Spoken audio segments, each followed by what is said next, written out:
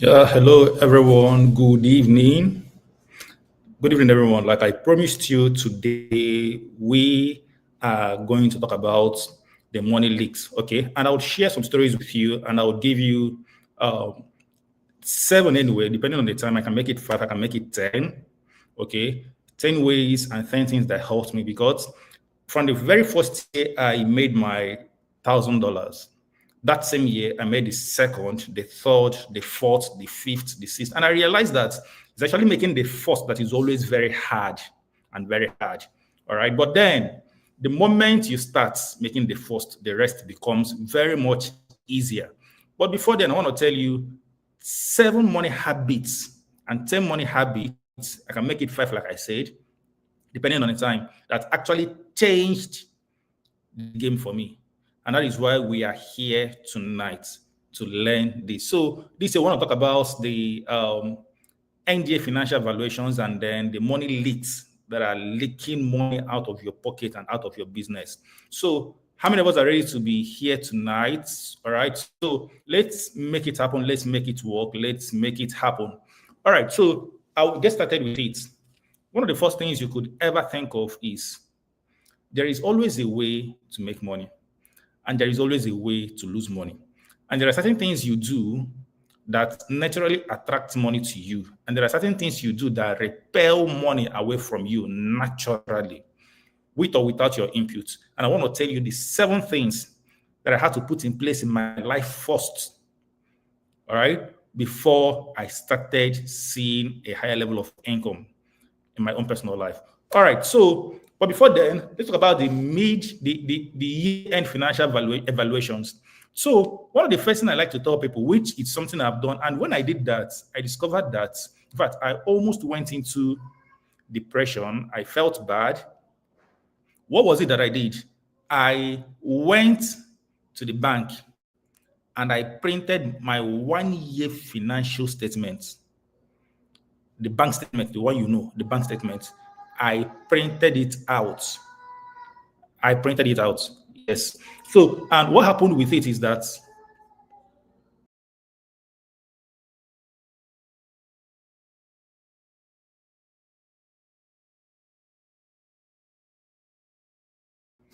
okay, so after I printed that bank statement out, the things I saw there marveled me.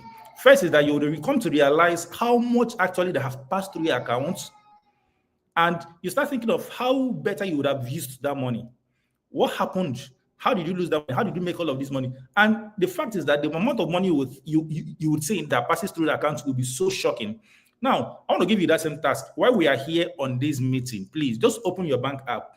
All right, it's very easy. You can open your bank app and probably go to account statement, choose a period of time, maybe 12 months period of time, and send it to yourself on your email. Then begin to go through these bank statements. You would see the little expenses that if it was well used, some of you would have been a landlord by now. I'm serious, no joking, no exaggeration. All right. Some of you would have bought a level of investment, if not for the small things you spent on buying new phone here and there. The amount of money you spent on that alone, if you had minimized the amount of time you spent online, the amount of money you would have saved and all of that. So let's talk about this money financial year end evaluations. I don't know. Some of you listening to me now, you begin to realize and begin to understand what it is I'm talking about at the moment. Okay, so there are a couple of things I've seen in the name of being a big person, big boy, big gear, and people keep losing money dangerously. You hardly see a youth now who does not have up to 3 or 4 accounts, and they are actively and concurrently running these accounts. I also sat there and asked myself, how many accounts do I have? There is this place I save my account numbers, account details, and I scrolled. It was very surprising. I was asking myself, me, what am I doing with all these bank accounts? And now, in all of these bank accounts, you're losing money with them. You might think you're making it easy for your customers to pay you. Yes, everybody probably might have some banks and accounts because it's easier to make transactions with those accounts. I agree with you. It's also easier to receive money with those accounts. I agree with you. All right. But then these accounts charge you, for some of us that run current accounts, Okay, you see TOC. Okay, you see card maintenance, a lot here and there. You keep losing money all the way. But then let's look at it critically. Do you really need all these accounts? And for all these accounts, you have ATM cards. So with all these, not like every now and then this bank is not paying you, slaughter this ATM card, you make payment, at the end of the day, you're losing so much money. But then let me tell you some stories of what's changed me as a person that helped me. No, it was in a year like this, several years ago, that I sat down. I went through my bank accounts and I asked myself, is this the kind of life I want to live? Is this the kind of thing I want to do with myself? Is this really helping me? And then I implemented 10 stuffs. I have them written down here, but I don't know how much of time I would have to tell you these 10 things that I did differently that changed my life. But then I want to flow with it and then would kickstart with it. So the first ever thing I did that changed it for me was that I changed this particular money habit. Firstly, there was always something to do with money before it arrived. All right. So, there are people that money does not stay in their hands. And there are people that money stays in their hands. It's two different things. When we talk about this financial evaluation, it's a serious business. And for me, when I did this thing, it wasn't that I wasn't making money. The problem was that I wasn't keeping enough money, enough of this money I was making. I couldn't tell where my money were going to because I did not give the money direction of where to go to. But this is what I did differently. For the first time, I told my money where to go. That means before the money arrived, there was already somewhere the money was channeled to. How do I mean? I'll tell you this story first. Because then every money that came into my hand already had where or what to be used for. So at every moment in time, you would almost thought that this is the project I'm pursuing. I was always taking money from here to put into this project. That was the thing that changed for me, and I stopped having an idle one. And let me tell you this story. I had this friend, and it's very funny, but it's a serious story. I had this friend. This friend told me about a girl he would wish marry. But the problem was that this girl's ex-boyfriend, who was then, and in fact, this story happened about, and that boyfriend is still an undergraduate.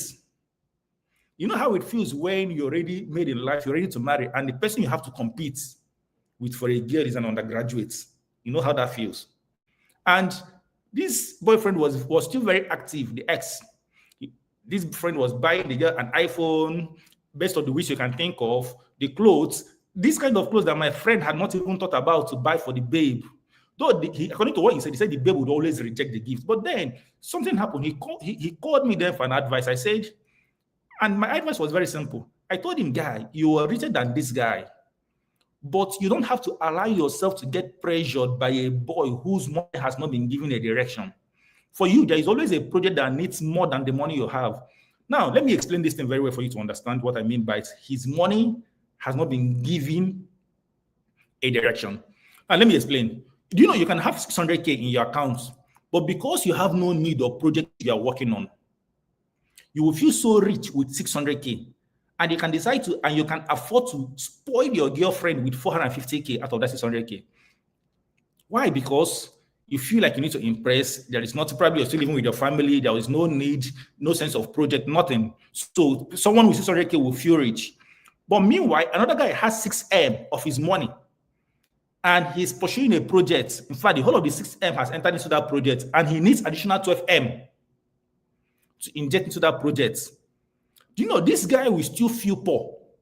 In fact, he will feel indebted because he has already borrowed more money, maybe additional 12K, additional 12M to fund this project. He will feel more poor. He will feel indebted.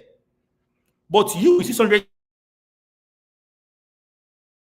who I am, making noise because you can afford to sleep in a hotel for 1 month, 1 week with the 600K. You have no sense of project.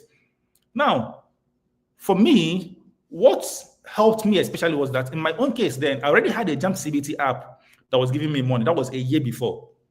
Okay?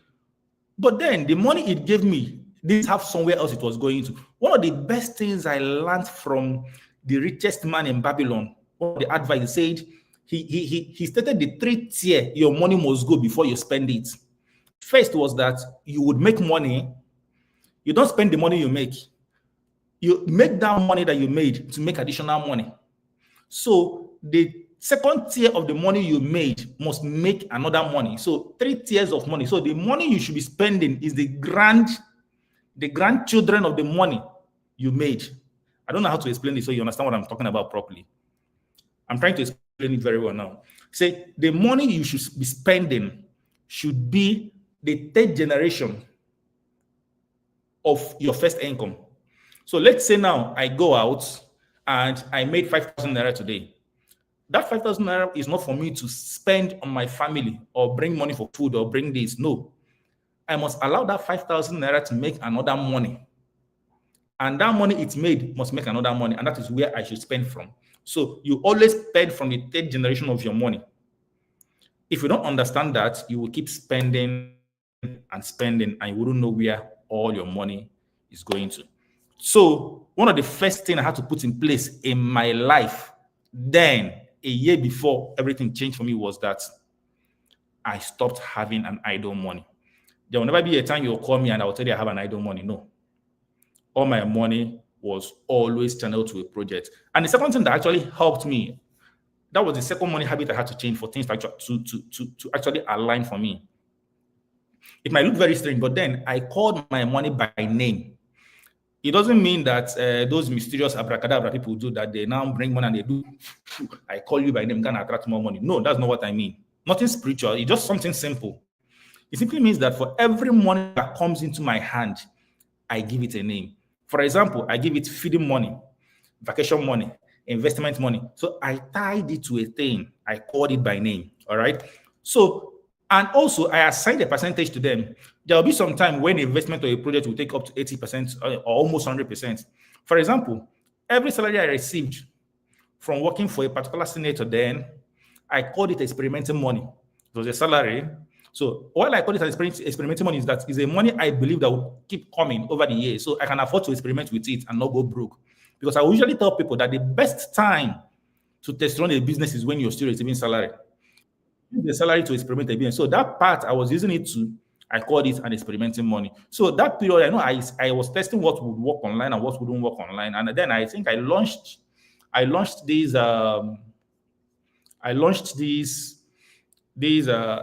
writing platform where you can come in and hire freelancers.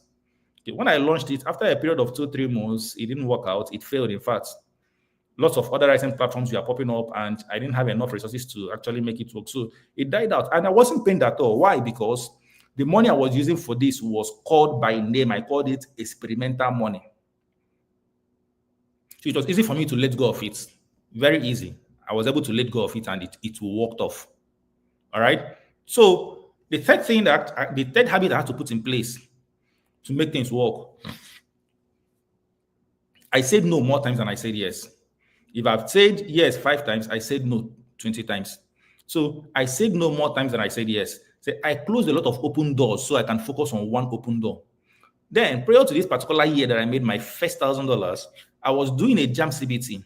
I was involved in 2 unpaid volunteering work. And I say unpaid, and they were volunteering work. So you can imagine how busy I was. A friend I was dating then was also trying to talk me into paid employment, of course, out of good conscience. But then it wasn't what I wanted. I was trying to find my feet in the consulting industry at the same time. Then I was also running a business blog at the same time. I was working for a senator then as a manager to manage a publishing media. What did I not do? I had a lot of things in my hand. On all of them, we are promising lots of opportunities. But then, what did I do differently a year before? I resigned from all of these things, and closed everything down. In fact, I went an extra step. I even called the supposed friend who was out of good heart, trying to push me to a paid employment because probably to a particular standard of ours, I wasn't making so much enough. So I also called that and broke up too, so that I freed myself from everything. So I could focus and give my life a direction. There were lots of noise in my head then. So I focused on the consulting journey and gave my attention to the blog. And in less than 7 months, clients started paying me big numbers to write business plans for them. Even a friend sent me an opportunity to write business articles on Opera News, which I embraced. to build myself as an authority in business. And it paid off. The blog attracted more readers than that translated to clients. So what is my advice here? Sometimes your biggest distraction is another promising opportunity. Every opportunity is not an opportunity. An opportunity you think that is an opportunity is also distracting you from another opportunity. That's why I said your biggest distraction can be another promising opportunity. You have to learn to focus and say no. The way to go up is to say no to the things that are down. Learn to say no and close some doors of opportunities. Opportunities can be distractions too. I keep saying it all the time. All right. So the fourth thing I had to put in place very much well, okay, is that I intentionally forced myself into a certain circle of people who were doing the numbers I wish to be doing. Someone might think it's easy. Someone might think this, but I want to tell you something. If you want to level up, the truth is that you need to associate yourself with people who are already up. And to be able to associate yourself with people who are already up, you also need to build the capacity and mindset of people. You also, yeah, someone said very true. And I agree with you. All right. So you also need to associate yourself with people who are already there. And what did I do in that regard? You have to listen to this particular one very, very well. It's very interesting. So when I said I intentionally forced myself into a certain circle of people who were doing the numbers I wished to be doing. So there was this one occasion, I called one of these people that were already in the list of people I wanted to associate myself with. I had a list.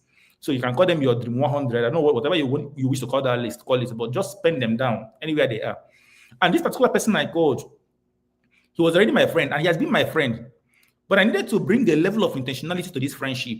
You know, you can actually have friends who are doing so well, but because they are your friend, you casualize it and don't see that these people you call friends actually should be your mentors instead of calling them your friend. So when I called him, I told him I was coming to his office, so I'll pay for every minute of his time, and this is why I'm coming for. Him too, he felt like he casualized it. He felt like, no problem, but it's something we can talk over the phone. I said, no, we've been talking over the phone and it has not changed anything. I insisted.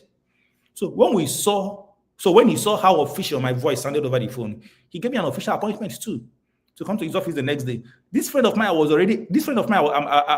talking about was already earning above, I don't know, but I don't know if it's something I should mention, but was already earning above 50K USD, 50,000 USD monthly. And then in my life, I wasn't smelling $10. Like, you know what is $10? I was not smelling it. In fact, I was not even earning $1 at all, let alone earning it. I wasn't like, I couldn't smell the $10. And then what did I do? I went to my account, I withdrew money and packaged it as a seed, as though I was going to see a very big bishop of an international church. I entered my guy's office the next day. And the first thing I did, even before I greeted him good afternoon, was to drop that money on his table. And he felt like, what? Is it that serious? I said, yes, it is serious. So he was shocked. And it was that moment he knew that it wasn't business as usual. And the miracle that happened there in that meeting is that in less than 3 minutes, he gave me a strategy that changed some settings in my brain. And that strategy also changed my own career. And with that same strategy, I earned my first 1K USD in the next 3 months. You see what association can do in your life by deciding to level up. You know, sometimes you already have these people you have to level up with in your circle, but the problem is that you're looking them less because they're your friends. The only thing you people do is that you go and drink, you go and eat meat, and you come back, and that is all, nothing else. Sometimes don't be too blind to see that some of your friends should be your mentors. Don't casualize it. So what is my advice here? Level up your association. You would eventually become like the association you flow with. And I'm trying to rush this so I can actually give you 10 before the end of the time, before my time elapsed. So what was the fifth thing that changed about my money habit? The truth is that I became brutally honest with my numbers. Now, remember the story I shared with you of how you can be making 600K and you are feeling rich on top of 600K because there was nothing else. There was nothing else that is demanding that money.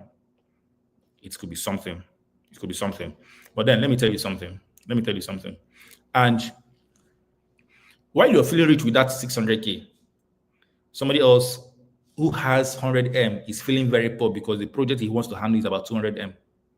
Now, before I made this my first $1,000, I lived in financial guesswork no be small. I was feeling rich from the money I was making down my jam CBT. I felt like I was doing fine. I assumed money was coming in. I believed I was spending well, but feelings don't run finances. Never. The year everything changed, I started tracking everything. Every income, whatever I collected from people, every expense, every leak. And let me tell you something.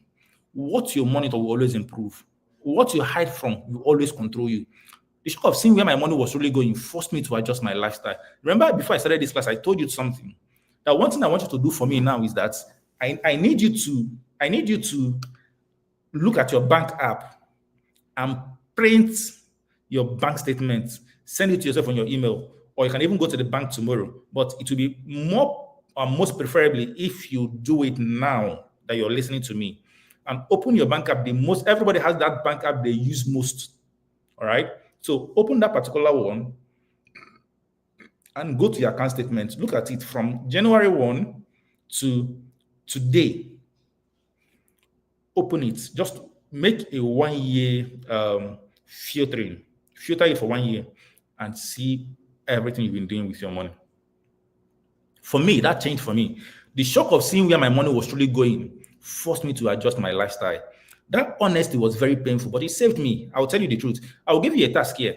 Like I said, go print your bank statements. You'll be surprised how much passed through your account, and you realize how better you could have used this money that passed through your account. Now, I want to give you an advice here. Whatever you don't measure, you cannot manage. Is one principle I live with in my life. If you cannot, if you cannot measure it, it means you cannot manage it. If you cannot count it, it doesn't count for you. So the two things you must learn here is that you must learn to measure it. Every now and then, measure it so that you'll be able to manage it. All right. So the sixth thing that helped me. But before I tell you that sixth thing, I want to lead you through an exercise. All right. So there is something called a money personality test, which I believe every single person must be able to do. Personality tests. Because every one of us, the moment we do those tests, we discover that there is a particular kind of way we relate with money. There is this money habits that defines who we are.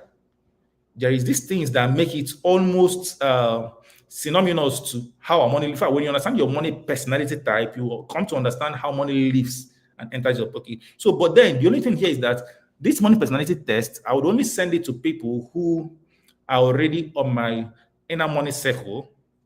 So I have this WhatsApp channel where I I speak with people, I send occasional messages to them. All right.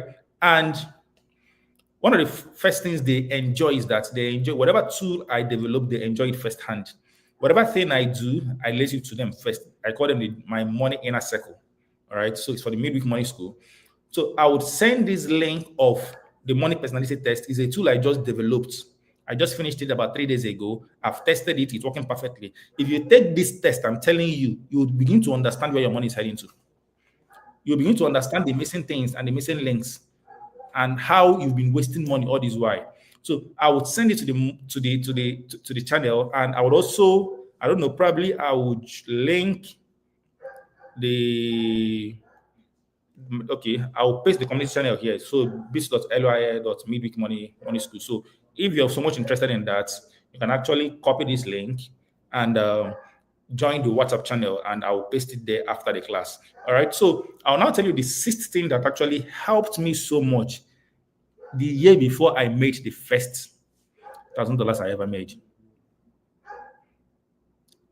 I don't know if you're ready for that. If you're ready for that, just type it on the comment section and say, I am ready. All right. So I'll be waiting for you to type that. Say, I'm ready. I am ready. I am ready. I am ready. And I'll give that to you. All right. So, yeah.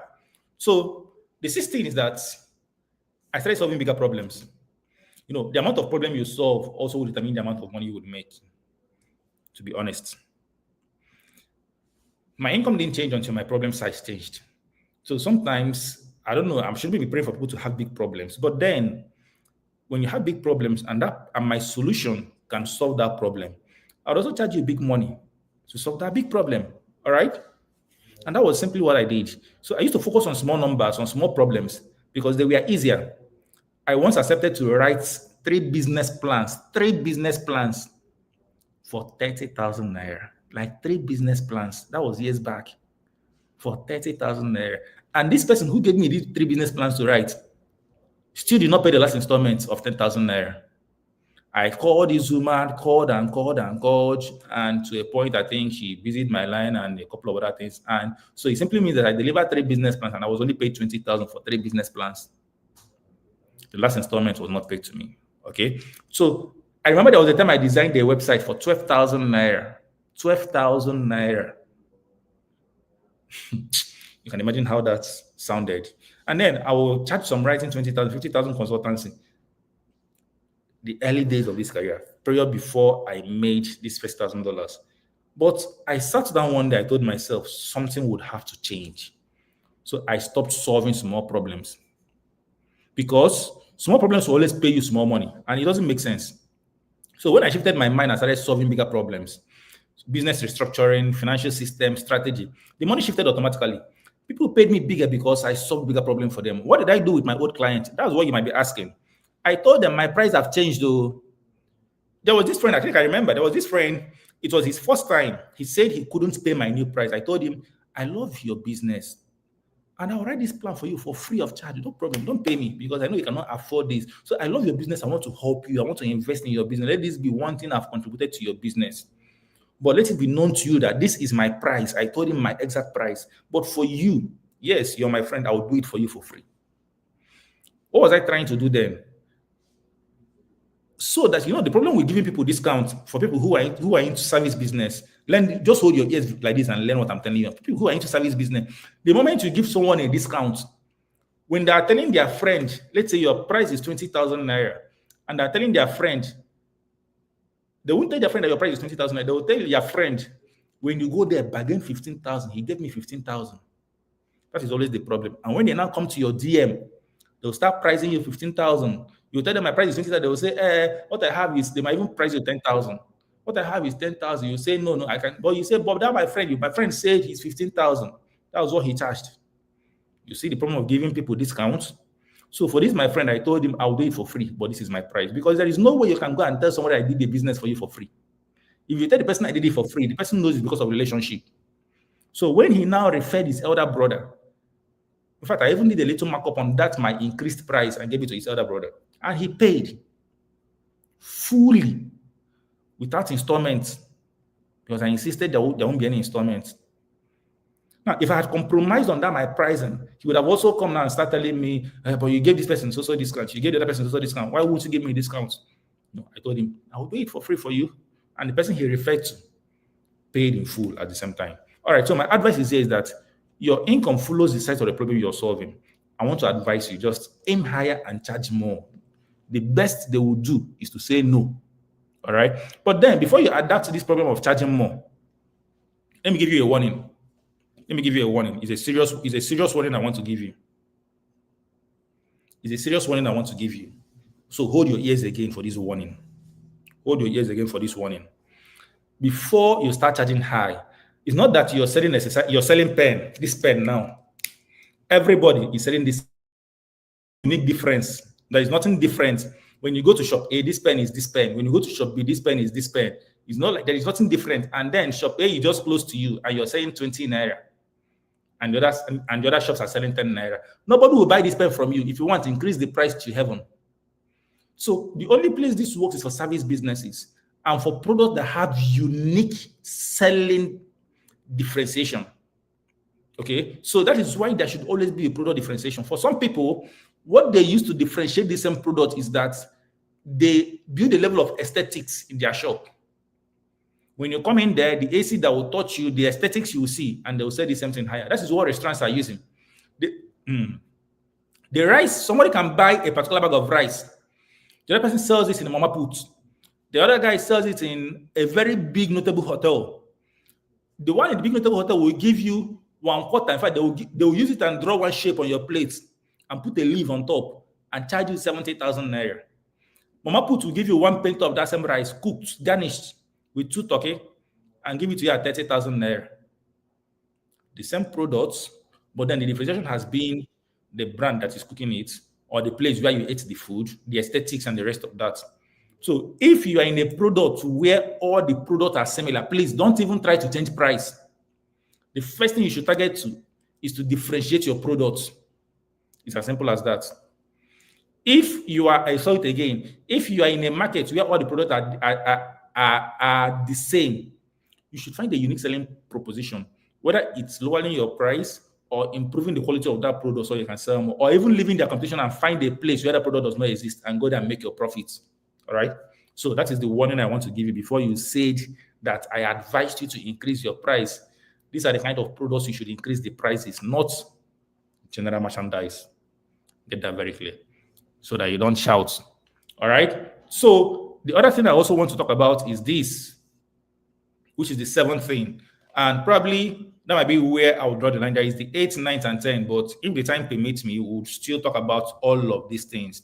All right. So I love what is going on the TikTok. Yeah. Please, you guys are doing well. Keep it up. So what was the seventh thing that changed about my money habits? Now, there is something about motivation. It's, after you hear those aspire to acquire, you want to run off. But then, if you make your decision based on motivation, you won't go far because motivation will die out. Now, let me tell you what motivation does to you. Imagine there is a fire now. You're trying to burn something. Those days when we were in secondary school, I went to a boarding school. When we are done cutting grass in manual level and it dries off and we are required to burn it. All right. So you can put a matches, you strike a matches on it and it start burning. There is something that happens the moment you pour fuel on that item or grass or incinerator, you will see boom, boom, the fire will do boom, boom, boom, boom, boom, and then in less than 2 minutes it dies down. And you cannot keep pouring fuel all the time or pouring kerosene. That is what motivation does. Motivation does not last. It does not help anybody. It can help you to get started, but if you must continue, you need something more than motivation. That was what I realized then. And then what was my alternative? I started building systems. Systems are very important. I will explain. Before then, I only worked when I felt inspired. When I hear then, I was always reading motivational books so that I can keep the motivation up. I'll listen to things that inspire me so that I can keep my energy going on. But then I discovered that motivation is not enough. So some days I was on fire, other days nothing. In fact, if you've stayed with me, for some of my workers who have gotten so close to stay with me, there are days you see me, I'm all over work, doing this, doing that. I might not even sleep, maybe sleep into around 3 a.m. and wake up early the next day. I'm in the office doing a couple of things. And there are days that you would see me, you'll be wondering, is it the same guy that is working hard like this? And for 2 days, I might not even step into the office, being lazy, sleeping, and trying to do nothing. When you say I'm trying to do nothing. And those 2 days will slip off because there is no motivation. In fact, even today, trying to do this video, there was no motivation. But because I've built a system in my life that every single time I just have to show up, with or without motivation, I must show up because I've built a system around this thing. So I have this friend that always tells something. Sometimes you don't wait for motivation. What I usually do for me is that I have a system that the moment I get an idea, I don't analyze it more than a day or two. I speed off. So how it works for me is that I fall off the building, the way you fall off a building, and you're trying to on your parachute along the way. That is how I behave now. All right? Because motivation does not help. So always create a system that inspires you to work. How do I mean? Then I only worked when I felt inspired. Okay? Then I only worked when I felt inspired. Some days I was on fire, other days nothing. But consistency does not come from motivation, like I already explained. There is a way it happens, and I will tell you how it happens. All right? So I created a work reading. It was very rigid. In fact, then friends who knew me know that the best time to get my attention to chat was almost at midnight. In fact, I was dating someone then, the person complained a lot that I don't give attention, I don't give time. And she felt that she could not stay awake till around 11:30 p.m. for me to finalize my item, my tasks for the day. The system was rigid and I was not shifting it for anybody. All right. So at the end of the day, the person could knock up, the person left, and the rest of that. But that's a story for another day. So that made me understand that she wasn't doing anything for herself to keep herself productive at those moments. I don't know anyway, but I did let her go. So one thing system does in your life, I will say it very well, is this. It attracts and ejects people. out of your life. It attracts people into your life or eject people out of your life with little effort from your end because the system will do all the job. So now that I also have a business, I set a system that decides who comes in and who leaves. It is not people. The system is there. So just like I will say this, I've never said this openly before, and I don't know if I should, but when I was posted for NYSC, I was posted to Convenant University. Yes. And I stayed there for a while. The system there was very outstanding. Like I must say it. Then the perception I had about private schools then, how private universities has been where the children of the rich who are not trained, they go there and do the way they like and the rest. When I was posted to Convenant University as a copper, I saw how things were working. I saw how things were going. Things were so organized. The system was so strong. There is a time for you to come to a place, time for you to finish a task. Then we have to write some lines of code, and there is a time So my brothers and sisters, I could not cope. The system ejected me. Nobody told me to resign. I left. Now, somebody would say I don't have a good work ethic. It's not true. But then I had other things that was going on for me I needed to put in place. It was then I was still writing my Jam CBT app. I needed time to write that, and I needed time to market it when I'm done writing. And I was also there as a copper. So I felt that my 1 year of service would be a time for me, all right, to float this business, to make it going. But then here I am in a system that you must have to adopt and streamline yourself to fit the system. So you don't bend your system to fit people. People should bend their own self to fit your system.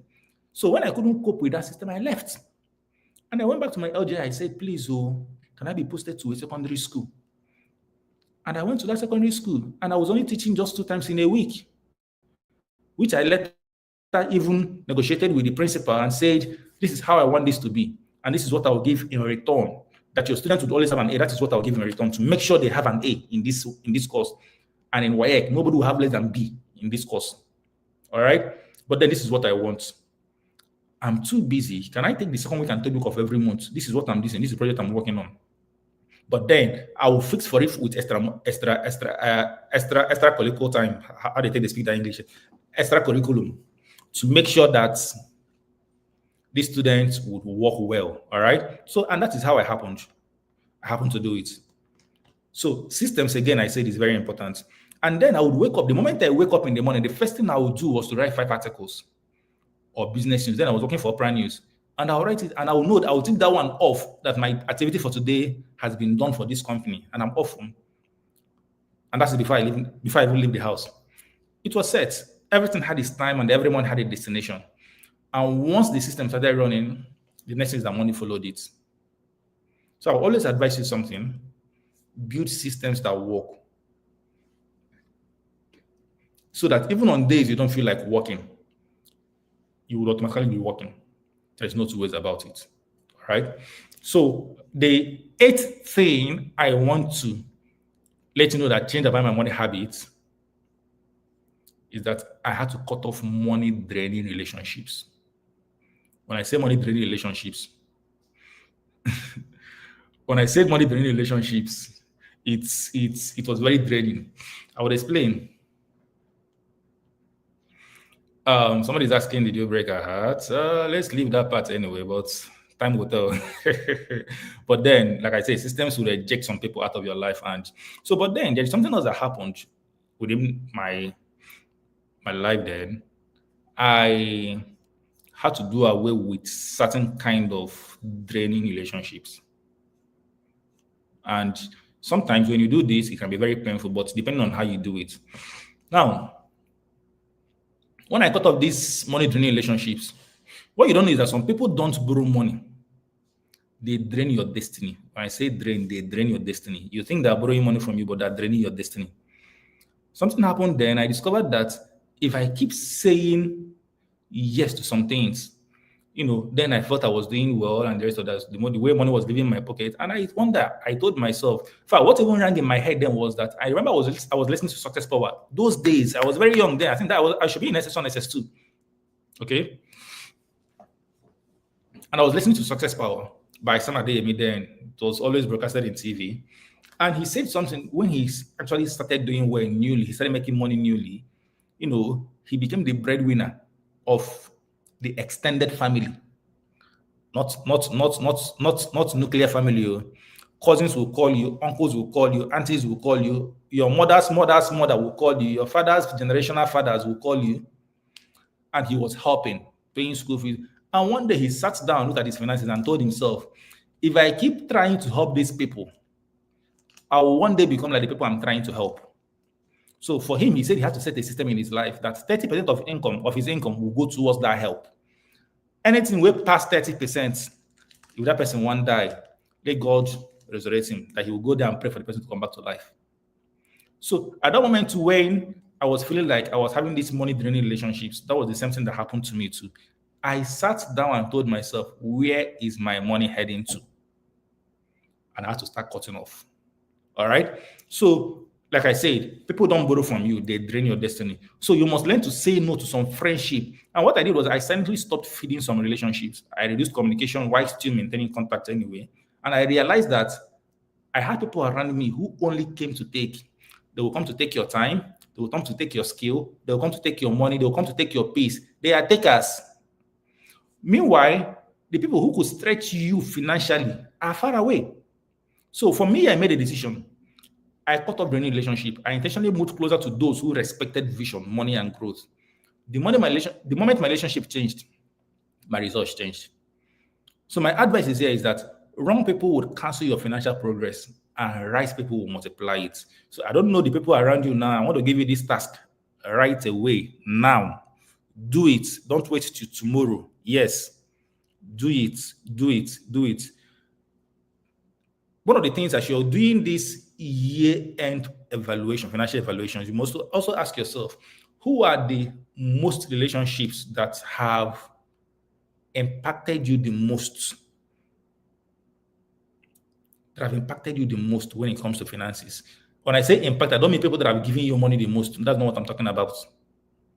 I'm talking about people that have brought opportunities to you, people probably through your discussions, you made money, people who inspired you towards a particular direction, or people, if it can even be people that you're following online that you saw what they were doing and it's motivated you. Like this year alone, I know I one of my friends, the sales guru, he's also here on this call.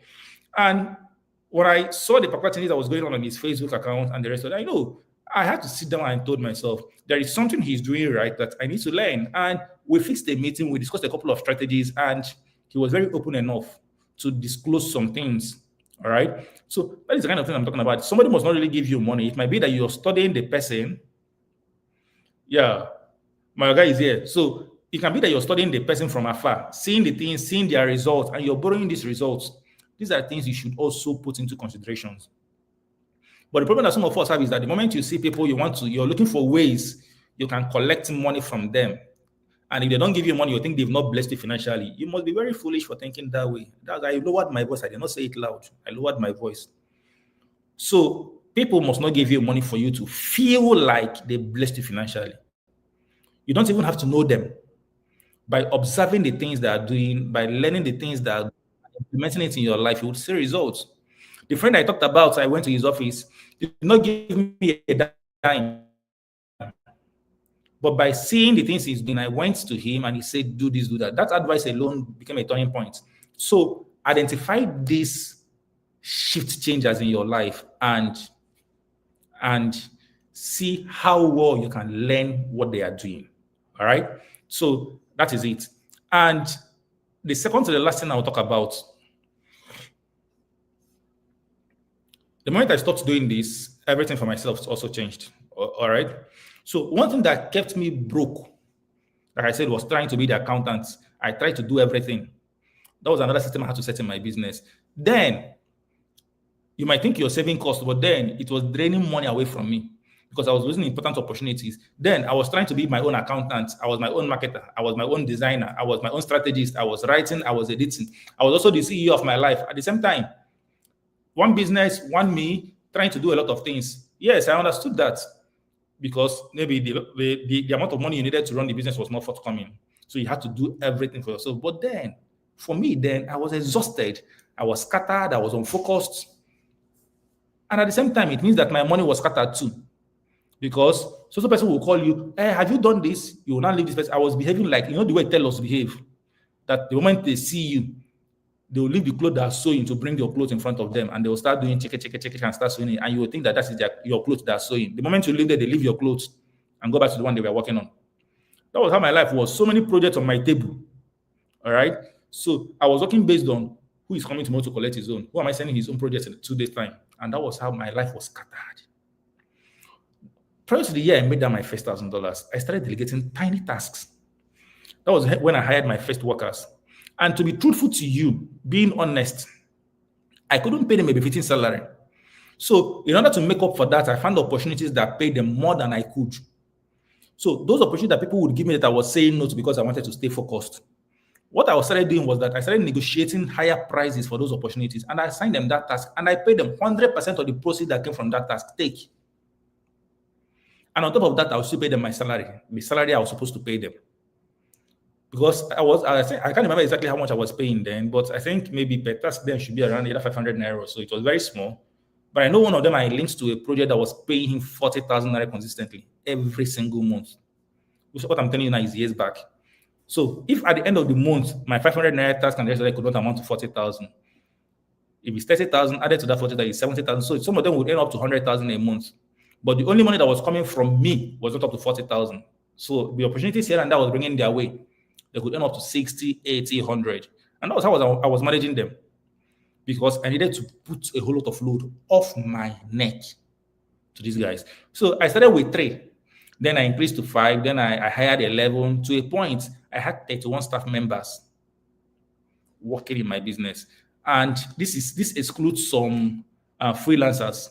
To a point, I added developers that we started developing some stuff and the rest of that. So I became heavy on outsourcing to focus on what truly mattered to me and what only needed my expertise. So if it is something I only can do, I will do it. If someone else can do it, I don't bother. I leave it off. So, and this freed my time to do the high income work that actually paid me more. What is my advice here? If your hands are always full, I'm telling you something, your wallet will always be empty. If your hands are always full with task activities, your wallet will always be empty. Have a focus and delegate things. You will see things change for you coming next year. All right. And the last thing I will talk about, which is the 10th. For people that I sent an email, I actually promised to tell them just 7. All right. So after now, I would send the people who are on the WhatsApp channel, I would send them these the money personality test type I talked about. So the link to that WhatsApp channel is still there. So please, you can feel free to copy it. I'll still put some resources and a couple of other things there. Please feel free to make that happen and make it work. All right. So the last but not the least, this one is heavy.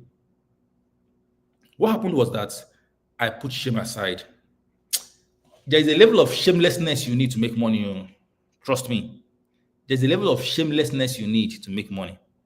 For me, I put shame aside and I started asking for what I wanted. You know that thing they say that a closed mouth is a closed destiny. And I'm telling you, before a child can feed, the child has to open his mouth to be able to put something inside their mouth. So I stopped closing my mouth. Before then, I'll always be too shy to ask for higher prices, higher fees. I'll feel like if I tell them high price now, they will leave. I'll always negotiate these. I would overpitch my value and to charge what I was truly worth. But then that could be, that could sometimes hurt. I remember there was a time I went for a pitch. What pitch was that again? I think that was Next Titan. And after I finished pitching in Next Titan, my records were straight, a couple of other things, and that was my freelancing platform I just talked about. All right, where you can always come in and hire freelancers, writers, especially then. It was narrowed to writers, freelance writers. And after I finished pitching in Next Titan, they started telling me, guy, because then a couple of money has started coming in. They said, if you're making this money, you don't need the amount of money you want to disburse is not this amount of money you're mentioning. We are looking for smaller business. In fact, you're a big boy. That's what they told me to my face. I was like, what is all this now? I need to scale my business. This is what I need to do with this money. And you're telling me I'm a big boy. They said, no, this kind of thing is not for you. There are people we are looking for. In fact, you should be hiring people. You can hire more people. But what I couldn't understand, if they were saying that in sarcasm or if they actually meant what they were saying, But at the end of the day, I saw the people that actually that got in. There were people who say they were trying to raise money to do palm oil business, to do this and do that. But then, why mine was service business? So I totally understood that. But that was me building my boldness so much to ask for what I wanted. I didn't want to lower what I wanted because you are giving so amount. All right. So that year I learned to speak. I became bold. I started telling people this is my fee. I started pitching my services well. I asked for opportunities. Some ignored me, but a few said yes. And the truth is that those small yeses you would get, the money they will pay would surpass all the no's you had, because the no's you had are because they don't have enough money to pay. So my advice is this: if you don't ask, you will stay broke.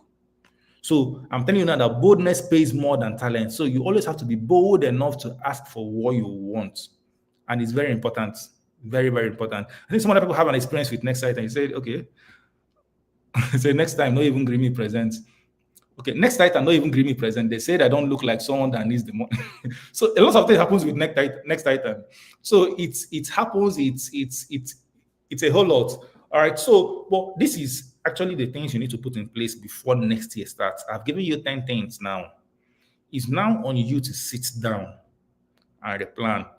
And then, yeah, it's not for you to sit down and plan yourself. All right. So the things that happens with this is that sometimes you refuse to take action. So after you've listened to this now, the next thing you have to do now is just take action. Take action. It's very important. Take action, because things will not always align the way you want, but things would always align to the level of your consistency. Okay. But attain that consistency, you just have to start first. And that is how it works.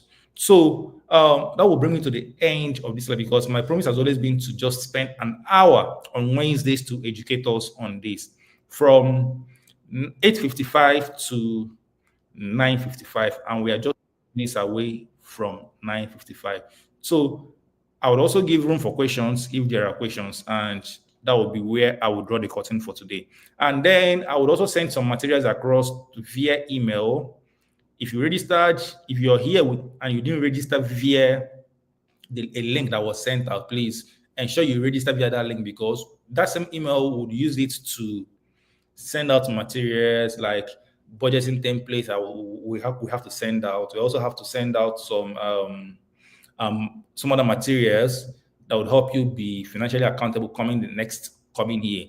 And I also wanted to talk about 10 areas you have to set your goals on coming next year, but that will be for next Wednesday. So please, if you're here and you want to learn, that's these 10 areas you need to set your goals. 10 areas of life you need to set goals. It's not just about money, money, money. Yes. So let's talk about other areas of life. And that will be the last we'll have for this year. And coming the next year, we'll kick off with the money personality test and also the 7 income revenue streams for different aspects of people. So that is what we are going to do. So are there questions to ask? Okay. If there are no questions at this point, I think we would have to draw the curtain and say a good night. And trust me, I really appreciate your being here. All right. I really appreciate your being here. It's something I don't take lightly. So if you're here, believe me, I appreciate you. I appreciate you. And it's quite a good moment to have you here always. Please, thank you so much. And for some of us there, so that you don't miss it at any time, please just add this link to your calendar. Just click on it or copy it, bit.ly/midweek money school time. So midweek money school time. Once you type this on your browser, it will lead you to your calendar where you can always save and set a reminder. All right. So that every day, every Wednesday at 8:55, it will always remind you that you have a class. And that will be all for now. Thank you so much. Is there a comment? Is there a question? Yeah. Thank you so much, sir. I really appreciate your coming here. The sales guru himself. Thank you. All right. Have a wonderful time, my brothers and sisters. We'll see you again this time next Wednesday.